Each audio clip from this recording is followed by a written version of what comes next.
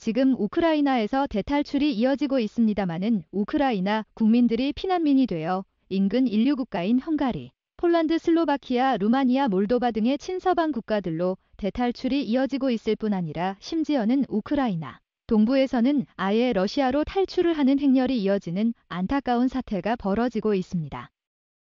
전문가들은 이러한 난민들의 숫자가 약 900만 명에 이를 것으로 관측되고 있으며 최선 진국으로 분류되는 7개 국가 미국, 이웃, 캐나다, 호주, 한국, 일본 이렇게 7개 국가에 고루 분산될 수 있을 것이라는 관측이 나옵니다.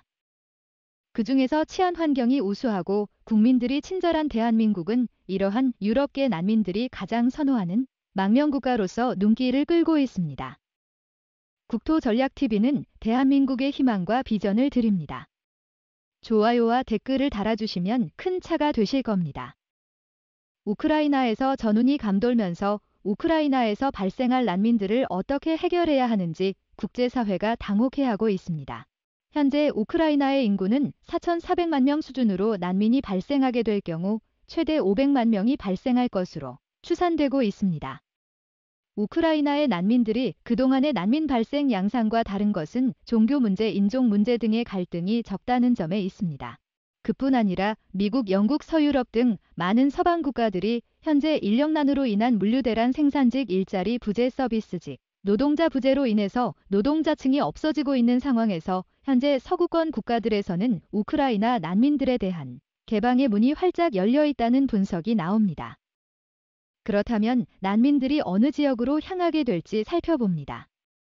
현재 총 5개의 선진권역들이 약 500만 명의 난민이 발생할 경우 분산 수용될 가능성이 거론됩니다.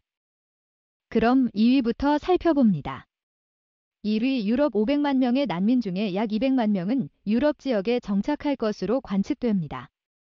유럽은 난민법 이후 망명법안이 있는 나라로서 난민이 유입되면 다른 나라들과는 달리 적극적인 자세를 취합니다. 그 때문에 유럽은 현재 색슨족, 켈트족, 슬라브 계통, 노르만족 계통의 금발의 푸른 눈 중심의 나라들이 아니라 다양한 이민족이 유입돼 살아가고 있어 유럽의 전통적인 이미지가 크게 바뀌어가고 있는 추세입니다. 그런데 이번 우크라이나 사태는 조금 다른 양상입니다. 기존의 유럽 주민들과 별반 다를 바 없는 외모와 유사한 기독교 문화권에서 발생한 난민들로 기존의 난민 사태와는 조금은 다른 양상을 띠입니다. 유럽에서는 독특한 난민법이 적용됩니다. 바로 1990년 체결된 더블린 조약 때문입니다. 이후에 회원국가들은 난민들이 가장 먼저 입국한 국가에서 망명 신청을 하고 또 가장 먼저 입국한 나라에서 책임을 지고 난민을 보호하도록 규정하는 정책 때문입니다. 이 때문에 아프리카나 중동 국가와 인접해 있는 이태리, 그리스, 스페인과 같은 남유럽 일대에서는 매우 골치가 아픈 상황이었습니다. 그런데 우크라이나 사태는 양상이 조금 다릅니다. 바로 중부 유럽에 직접 국경을 맞대고 있기 때문입니다. 최근 동유럽이 아닌 중부 유럽이라고 선언하고 나선 비세그라드 4개국인 헝가리, 체코, 슬로바키아, 폴란드 4개 국가는 현재 위기감이 도사리는 우크라이나 그리고 러시아의 맹방인 벨라루스와 국경을 접하고 있기 때문에 난민에 관한 위기감이 고조되고 있습니다. 특히 폴란드는 EU의 회원국이지만 벨라루스는 EU의 회원국이 아닌 러시아의 동맹 국가로서 벨라루스에 진입한 난민들을 벨라루스 당국이 폴란드와 벨라루스 국경에 억지로 몰아넣으면서 군사적 충돌 양상까지 빚어질 위기에 처한 상황입니다. 여기에 더 나아가서 우크라이나와 국경을 접하는 폴란드, 슬로바키아, 헝가리 등의 국가들인 비셰그라드는 4개국은 EU 편입과 나토에 편입된 이후로 서방의 자본을 받고 무럭무럭 제조업의 생산 거점으로 성장하고 있습니다. 최근 폴란드는 주둔 미군을 적극적으로 유치에 성공하면서 경제 성장률이 사상 최대치를 기록하며 제조업, 생산기지로 떠오르고 있는 상황입니다. 헝가리 역시 한국의 탈중국, 탈베트남화하고 있는 제조업 대기업들을 성공적으로 유치하고 4차 산업혁명이 근간이 되고 있는 한국의 배터리와 기업들의 투자 유치에 성공하면서 한국은 현재 헝가리 최대 투자국이 돼버린 상황입니다. 이러한 상황에서 우크라이나계 난민들이 빛을 끌어들이내기 국가로 유입된다면 주요 제조업의 일자리를 빼앗아버리는 상황이 빚어지게 되므로 현지의 난민에 대해서 가장 민감해하고 있습니다. 빅토르 오르반 헝가리 총리 역시 최근 우크라이나 사태로 인한 난민을 가장 크게 우려하고 있으며 헝가리에서는 반반 난민법을 제정하여 난민의 체류 및 정착을 돕는 사람들을 처벌하도록 규정하는 법안을 통과시켜 이외에 회원국이지만 의회법에 어긋나는 정부. 이들 시위하면서 우크라이나 난민들이 헝가리를 넘어서 독일, 프랑스 혹은 북유럽과 같은 나라들로 흡수될 것으로 관측되고 있습니다. 우크라이나계 민족들은 슬라브 계통의 민족이지만 노르만 북유럽과 서유럽의 켈트족이나 색슨족과 어느 정도 유사한 민족 계통입니다. 때문에 민족적 동질감이 있어 유럽 현지에서는 그동안의 난민 사태 원인 조금은 다른 여론이 형성될 것으로 분석되고 있습니다. 이 영국 현재 영국에서는 신이 트럭 기사의 연봉이 변호사의 평균 연봉을 제쳤습니다. 그만큼 노동력 대란에 시달리고 있는 상황인데요. 트럭 기사들이 없어서 식량의 운반이 제대로 이뤄지지 않아 영국 동부 전역의 생수가 제대로 공급되지 않는 사태까지 빚어진 적이 있습니다. 현재 영국 변호사 평균 연봉은 6,400만 원 수준이지만 트럭 운전기사의 연봉은 억대 연봉입니다.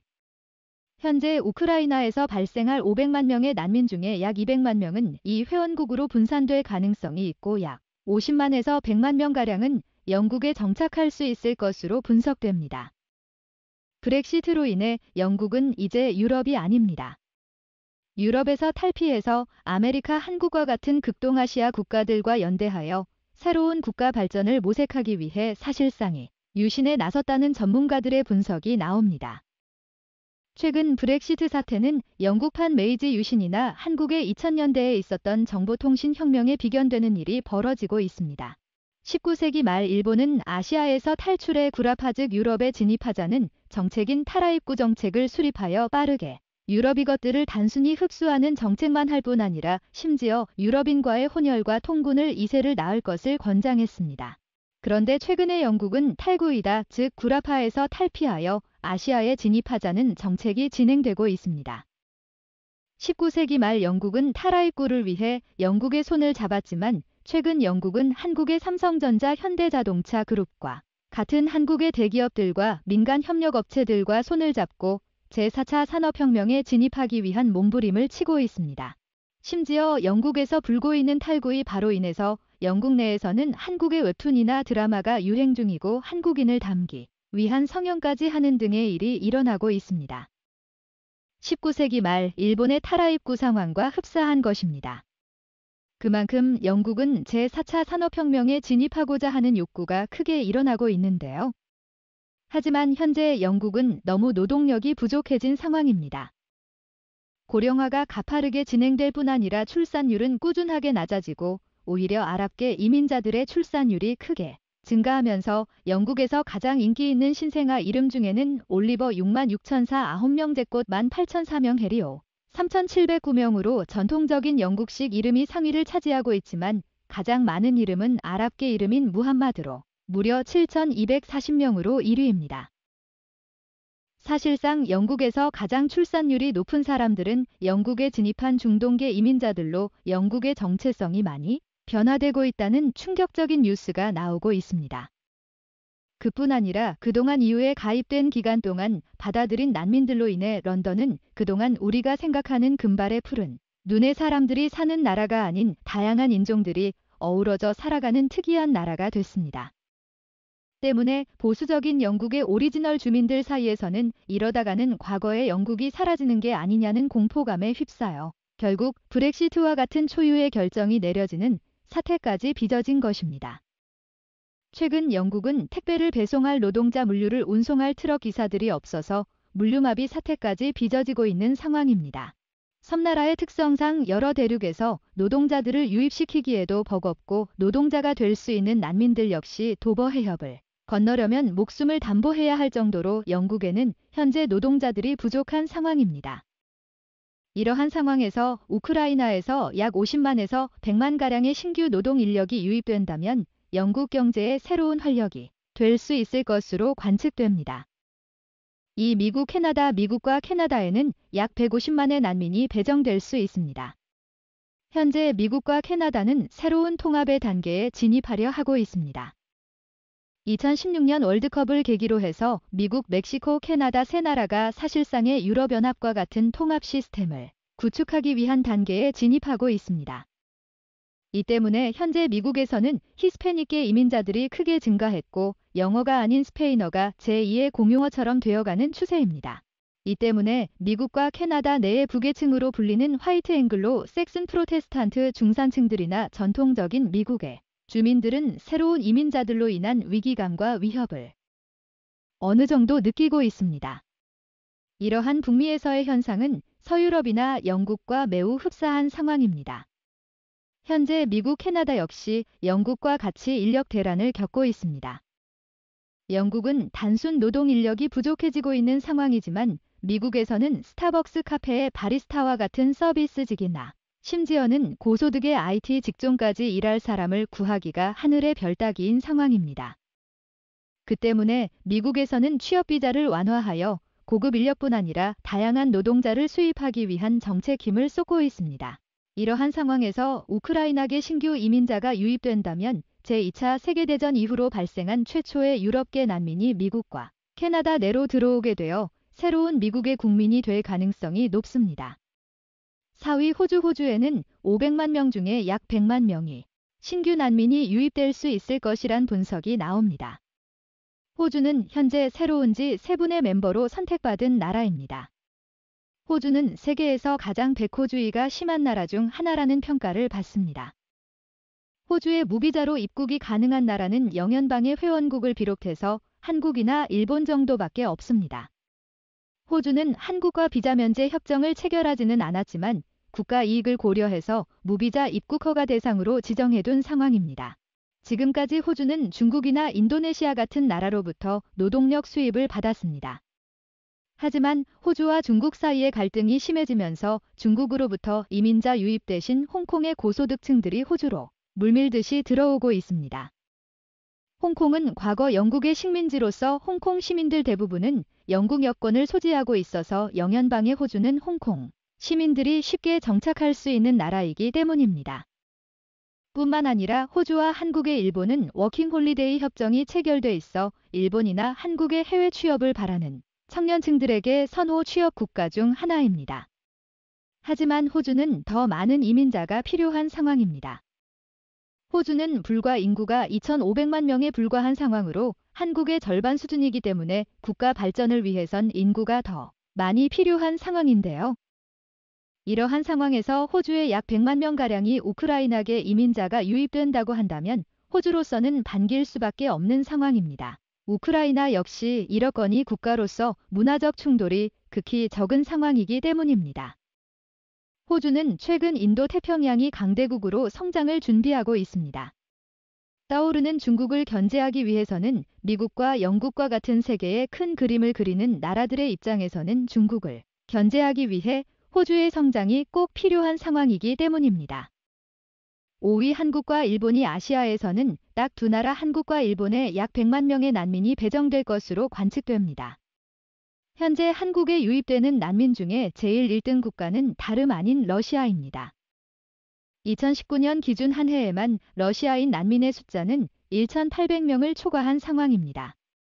매년 러시아 난민이 약 3,000씩 들어온다고 봐도 무방할 정도의 수치인데요.